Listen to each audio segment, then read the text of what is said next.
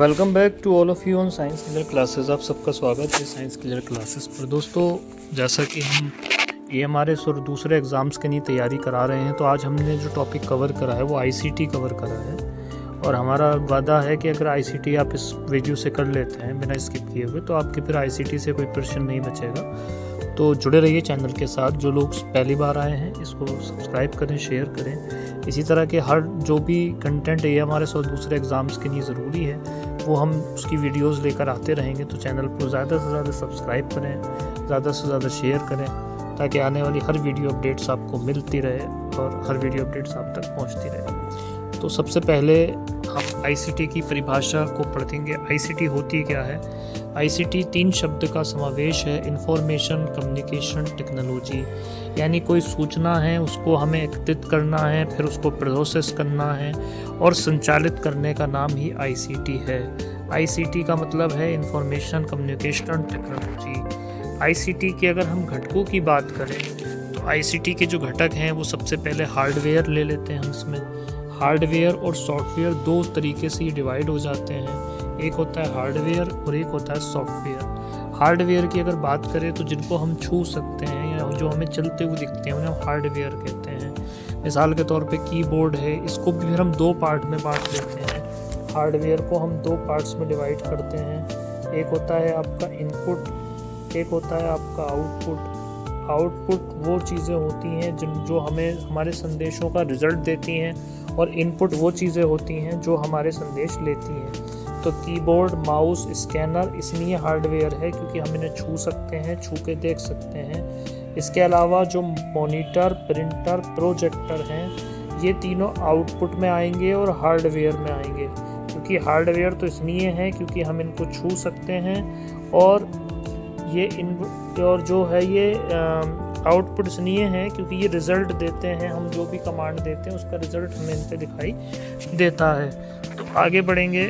Storage की अगर बात करें, ये भी हार्ड HDD है, ठीक है। हार्ड डिस्क ड्राइव कहते हैं इसको, SSD, पेन ड्राइव, ये सब स्टोरेज के लिए इस्तेमाल होती है कंप्यूटर में। स्टोरेज मतलब जो है आपको जो डाटा स्टोर करना है उसके लिए जो चीज़ इस्तेमाल होगी उसे HDD, SSD, पेन ड्राइव कहते हैं।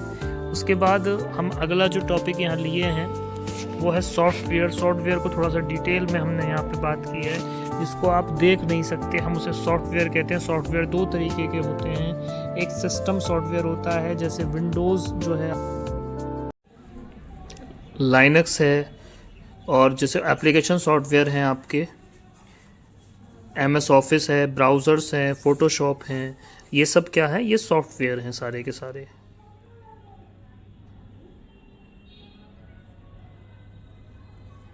इसी तरीके से कम्युनिकेशन टेक्नोलॉजी की हम बात करेंगे।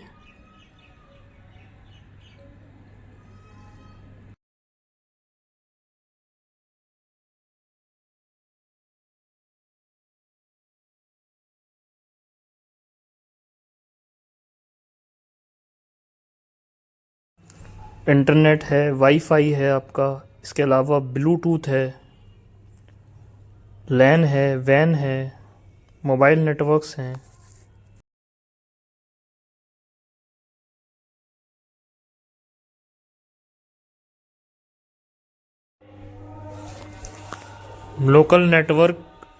लोकल एरिया नेटवर्क कहते हैं लैन को हम अपनी भाषा में, और वैन का मतलब होता है आपका वाइड एरिया नेटवर्क। ये जो हमने वैन लिखा है, इसका मतलब वाइड एरिया, यानी जब बड़े एरिया के लिए हमें नेट इस्तेमाल करना होता है तो हम वैन का इस्तेमाल करते हैं। वैसे मोबाइल नेटवर्क। इंटरनेट बेसिक की अगर हम बात करें, तो इंटरनेट को नेटवर्क ऑफ नेटवर्क्स कहा जाता है।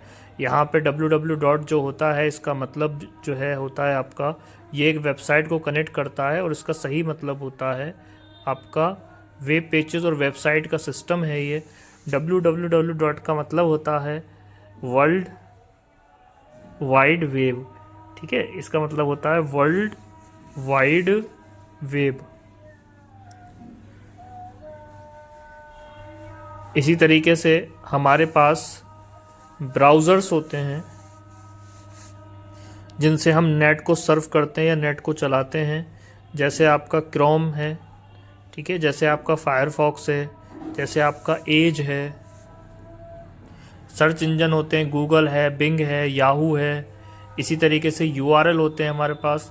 यूआरएल का जो अर्थ होता है यूनिवर्स रिसोर्स लोकेटर होता है, यूनिवर्सल रिसोर्स लोकेटर होता है। इसमें हम वेब एड्रेस लिखते हैं किसी ने कोई ना कोई। फिर है नेटवर्क के बेसिक्स।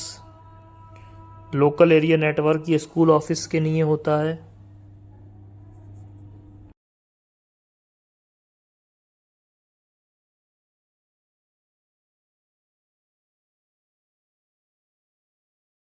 और हमें जो है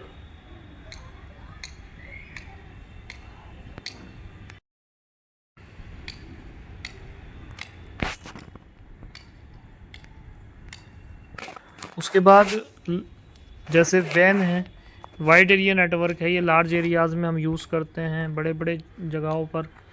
फिर मैन है, मेट्रोपॉलिटन एरिया नेटवर्क है। रूटर है, ये नेटवर्क को इंटरनेट से जोड़ता है। स्विच हैं, कई डिवाइसेस को आपस में जोड़ने के लिए हम स्विचेस का इस्तेमाल करते हैं। ठीक है, उसके बाद हमारे पास डाटा स्टोरेज की अगर यूनिट की बात करें, इससे कई बार प्रश्न कंपटीशन में आता है। तो सबसे बड़ी जो यूनिट होती है वो बिट होती है। बिट से बड़ी बाइट होती है। एक बाइट में 8 बिट्स होते हैं। सबसे छोटी होती है बिट। बिट के बाद होती है बाइट। बाइट के बाद होती है किलो बाइट, फिर मेगा, फिर गीगा। इस तरीके से देखिए ये इन्होंने सीरीज लिखी है। केबी होती है यानी किलो बाइट, फिर MB megabyte, gigabyte, terabyte, पेंटाबाइट।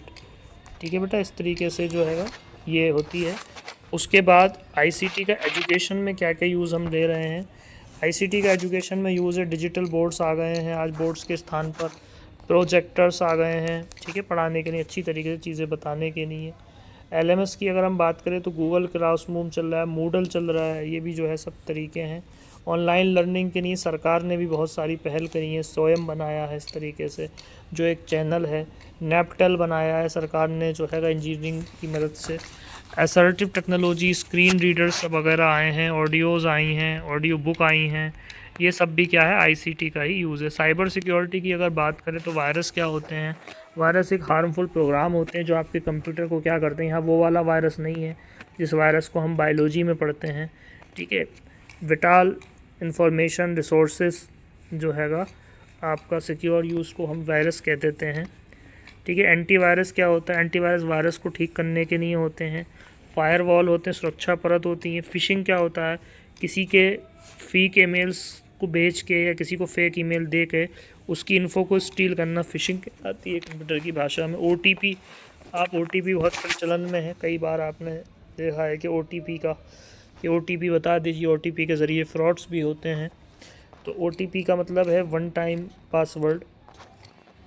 OTR, यहीं से एक चीज़ नई आपको आ जाती है।